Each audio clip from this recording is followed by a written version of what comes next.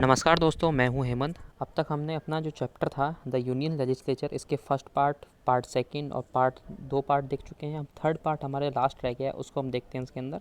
अब तक हमने देखा इसके अंदर जुडिशल फंक्शन ऑफ और जुडिशल पावर्स, ये हम यहाँ तक देख पाए थे। ठीक है, ये हमने देख लिए थे। अब नेक्स्ट जो हमें टॉपिक शुरू करना है वो है control over the finance of the country. अब देखते हैं कि फाइनेंस पे कैसे कैसे कंट्रोल करती है हमारी पार्लियामेंट। देखिए इसमें फर्स्ट एक स्टेटमेंट दे रखा है। देखिए, neither A pi can be spent on any item nor a paisa can be collected by way of taxes without the prior approval of the parliament। कि पार्लियामेंट जब तक अप्रूवल नहीं देगा, जब तक पार्लियामेंट का अप्रूवल नहीं मिलेगा, तब तक ना तो कोई पैसा खर्च कर सकते हैं, ना ही कोई पैसा टैक्स के रूप में कोई कलेक्ट कर पाएंगे। ठीक है, ये पहले इसके लिए अप्रूवल लेना होता है। सेकंड आता है इसके अंदर, हम टॉपिक शुरू करते हैं कौन सा है, एनुअल बजट। ठीक है, तो एनुअल बजट को देखते हैं। एनुअल बजट क्या रहता है, देखिए कि हम लोग देखते हैं पूरे कंट्री के अंदर कि हमारे यहाँ पे 1 अप्रैल को क्या होता है, 1 अप्रैल से लेके 1 अप्रैल से और नेक्स्ट ईयर 31 मार्च तक हमारे यहाँ पे क्या बनता है, एक एनुअल बजट बनता है, जो पूरा कंट्री के अंदर पैसा खर्च होता है। ठीक है, तो इसके अंदर देखते हैं कौन कौन सा हो गया अप्रूवल के लिए। देखिए, annual budget, the source of income, इसमें इनकम भी कंसिडर करनी है हमें। दूसरा क्या करना है इसके अंदर, एक्सपेंडिचर्स भी कंसिडर करना है। ठीक है, तो दोनों चीज़ें कंसिडर होती हैं किसके लिए, अपकमिंग ईयर के लिए, जो नया साल आने वाला है, कमिंग ईयर, अपकमिंग ईयर, उसके लिए पूरा। ठीक है, तो देखते हैं इसके अंदर आगे एनुअल बजट के अंदर। देखिए हमारे यहाँ पे क्या होता है, एनुअल बजट लाने के लिए कौन होते हैं, फाइनेंस मिनिस्टर आते हैं, यूनियन फाइनेंस मिनिस्टर है हमारे यहाँ पे। जैसे देखिए हम निर्मला सीतारमन जी आती हैं और क्या करती हैं, हर साल के लिए एक अपना बजट लेके आती हैं। उसमें 5 साल उसके अंदर 1 साल के अंदर हमें किन किन चीज़ों के ऊपर कैसे पैसा खर्च करना है, कि जैसे हो गया हमारा डिफेंस, हो गया हमारा एजुकेशन, हो गया एनवायरनमेंट, हो गया या फिर हमारे इंफ्रास्ट्रक्चर हो गया, या फिर हमारे हॉस्पिटल फैसिलिटीज़ के ऊपर हो गया। इन सारी चीज़ों के ऊपर पैसा जितना जहाँ पे खर्च करना है, कितना पैसा प्रोवाइड करना है उस पर्टिकुलर सेक्टर के लिए, वो इस बजट के अंदर हम पहले से ही फिक्स किया जाता है। ठीक है, तो देखिए ज़रा इसके बारे में। प्रेजेंटेड, देखिए इस टॉपिक को उठाते हैं, presented in the parliament by the union finance minister with the prior approval of president. ठीक है, इन पे कौन करते हैं, प्रेसिडेंट साहब अप्रूवल देते हैं। ठीक है, आगे देखते हैं इसके अंदर, पार्लियामेंट कैन एम्पावर्ड और रिजेक्टेड, इसको आगे बढ़ावा दे सकता है कौन, हमारे पार्लियामेंट, और इसके अंदर कुछ चीज़ें रिजेक्ट कर सकता है। ठीक है, अब आते हैं इसके अंदर कौन सा टॉपिक हमारा, consolidated funds of India. Consolidated fund क्या है, मैंने आपको पहले ही बताया था। इस फंड के अंदर क्या होता है कि हमारी जो गवर्नमेंट हम लोगों से टैक्स लेती है, जितने भी एम्प्लॉयज़ होती हैं, एम्प्लॉयज़ अपनी इनकम का कुछ परसेंट पार्ट जो है वो टैक्स में देते हैं, वही क्या आता है हमारा consolidated fund. Some items of budgets are charged from it, कुछ बजट के अंदर कुछ चीज़ें इसके अंदर से चार्ज होती हैं। ठीक है, और parliament has right to debate on it but can not vote on them. ठीक है, इसके ऊपर डिबेट्स होती हैं, जैसे डिस्कशंस और डिबेट्स ज़रूरी है डेमोक्रेसी के अंदर। डेमोक्रेसी के अंदर कोई भी डिसीजन लेना है प्रॉपर, तो ये बहुत ही चीज़ ज़रूरी है, ये नेसेसरी है कि इसके ऊपर डिबेट्स हों। ठीक है, लेकिन वोट कास्ट नहीं कर पाते इसके ऊपर, इसलिए मैंने इसे हाईलाइट कर दिया था। अब आते हैं सप्लीमेंट्री डिमांड्स। क्या हुआ, पूरे साल के लिए कुछ पैसा अलॉट हो गया पहले पार्लियामेंट की तरफ से, उसके बाद क्या होता है, उसके अंदर लगता है अगर फाइनेंस मिनिस्टर और बीच में कि कुछ और एक्स्ट्रा कुछ सप्लीमेंट्री फंड की उस जगह वो नेसेसरी है, डिमांड है, तो क्या करते हैं वो उसके लिए क्या कर देते हैं, उस जगह अपना सप्लीमेंट्री डिमांड डालते हैं। ठीक है, सप्लीमेंट्री डिमांड्स के लिए कब, ये बीच में, साल के बीच में होता है। ठीक, अब होता है salary and allowances of the members of parliament. आप देखिए कि हमारे जितने भी एमपीज़ होते हैं उनकी, और जितने भी और भी सर्वेंट्स होते हैं जो हमारे लिए हमारे काम करते हैं, उन सबकी की सैलरीज़ कहाँ से मिलती है, सैलरीज अलाउंसेस, उसके लिए पार्लियामेंट के अंदर पहले क्या होती है, उसके बाद डिस्कशंस होती हैं। ठीक है, वो वहाँ से पास होता है बिल, उसके बाद उनको ना कितना सैलरी फिक्स की जाएगी, अलाउंसेस कितने फिक्स किए जाएंगे, वहीं से होता है। ठीक है, parliament decide salaries and allowances of its members में आप देखिए और कौन हो गए इसके अंदर, मिनिस्टर्स हो गए, चीफ जस्टिस हो गया, इसके अंदर जजेस of supreme court and high court, ये सभी जितने भी हैं इन सब की सैलरीज जितनी देनी है, अलाउंसेस देनी है, वो पार्लियामेंट फिक्स करता है। ठीक है, आप लोगों को शायद ना पता हो, अभी कुछ टाइम पहले भी हमारे यहाँ जितने भी एमपीज़ हैं, एमपीज़ की जो सैलरीज हैं, अलाउंसेस हैं, वो इंक्रीज़ हुई उसके अंदर। और इसमें देखा होगा शायद हमारे जितने भी पार्टी जो एक नॉर्मल एक पार्टी की जो अपोजिशन में जितनी पार्टी है वो भी इसको अपोज नहीं करती, क्योंकि पैसा सबको अच्छा लगता है। इस चक्कर में इस टाइप के जो बिल्स होते हैं चुपचाप पास हो जाते हैं, इस पर कोई उसे अपोज नहीं करता। चलिए, आता है in the financial matters Lok Sabha has the real power. अब देखिए जितना भी फाइनेंस रिलेटेड है, जैसे हमारा फाइनेंस रिलेटेड, जैसे हमने बजट की बात कर ली, बजट की अगर बात करें तो बजट पे मेन पावर किसके पास होती है, हमारी मेन पावर होती है लोकसभा के पास। ठीक है, लोकसभा इस जगह प्रिवेल रहती है उसकी पावर से। राज्यसभा के ऊपर क्या होती है, अपने रिकमेंडेशन दे सकती है, लेकिन रिकमेंडेशन को मानना और ना मानना ये लोकसभा के ऊपर डिपेंड करता है। ठीक है, अब आते हैं इलेक्टोरल फंक्शंस। इलेक्टोरल फंक्शंस के इलेक्शन किन किन जगहों पे होते हैं, कैसे कैसे होते हैं, किन किन इलेक्शंस के अंदर पार्लियामेंट इन्वॉल्व रहता है। तो उनमें आता है पहले हमारा कौन सा, पार्लियामेंट। इसमें कौन कौन, एक तो पार्लियामेंट हो गया, दूसरा इसमें कौन सा हो गया, विधानसभा हो गई। ये क्या करते हैं, किसको इलेक्ट करते हैं, ये इलेक्ट करते हैं प्रेसिडेंट ऑफ इंडिया को। ठीक है, इनके इलेक्शन में कौन कौन हो गए, प्रेसिडेंट ऑफ इंडिया के इलेक्शन में, इनके इलेक्शन में हो गए हमारे एमपी हो गए प्लस एमएलएज हो गए। ठीक है, ये सारे क्या करते हैं, ये इलेक्शन के अंदर इन्वॉल्व रहते हैं। ठीक।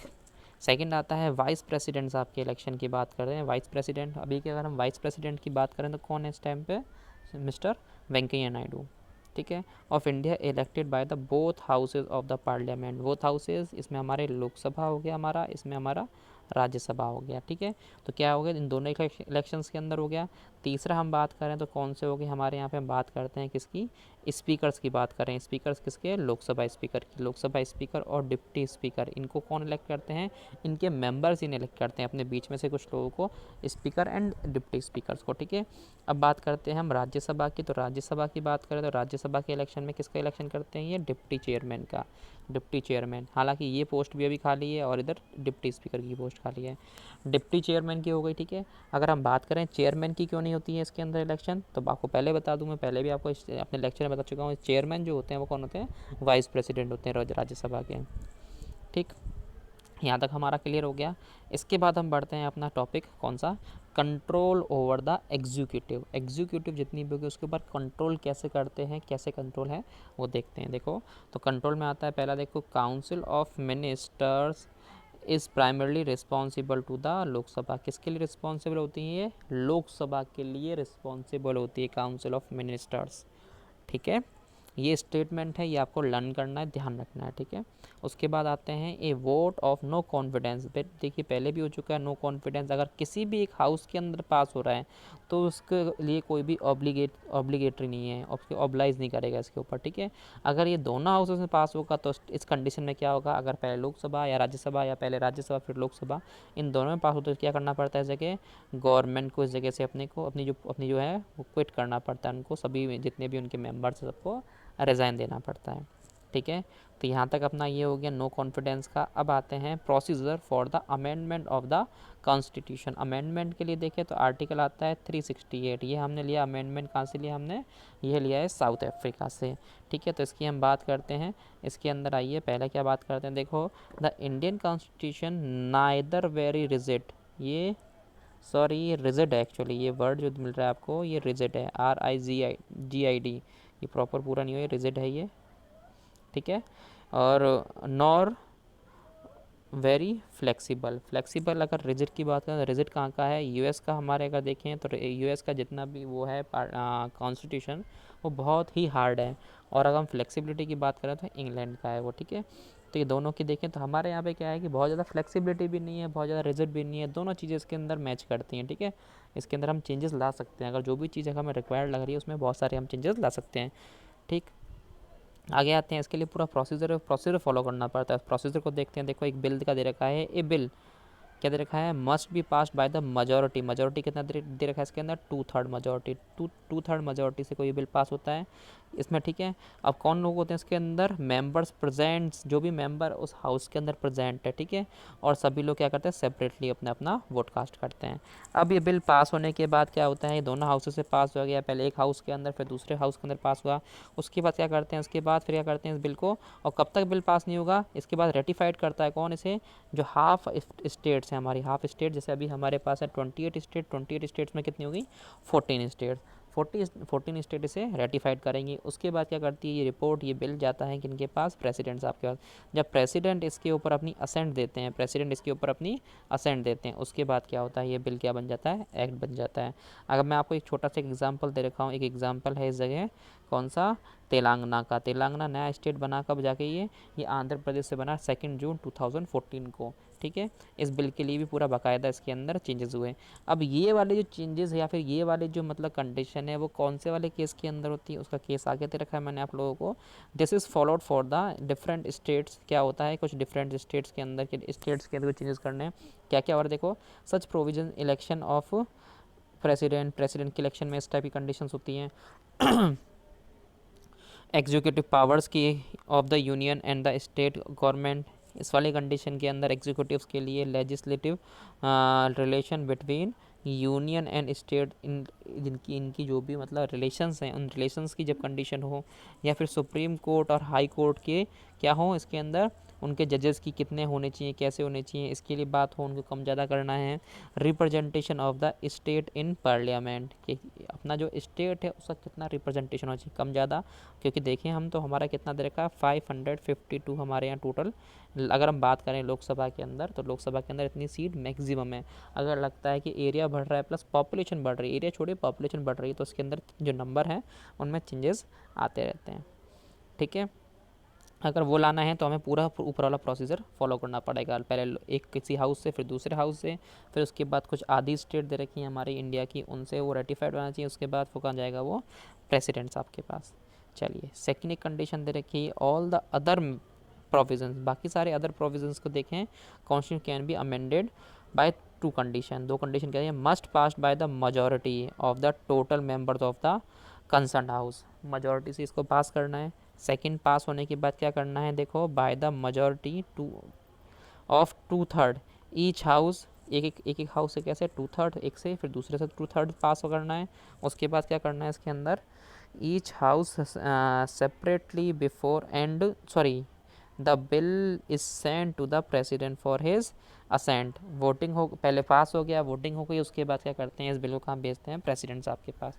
इस जगह प्रेसिडेंट साहब के पास भेजा, यहाँ से क्या बन जाएगा बिल, इन्होंने अगर अपनी असेंट दे दी तो ये एक्ट बन गया।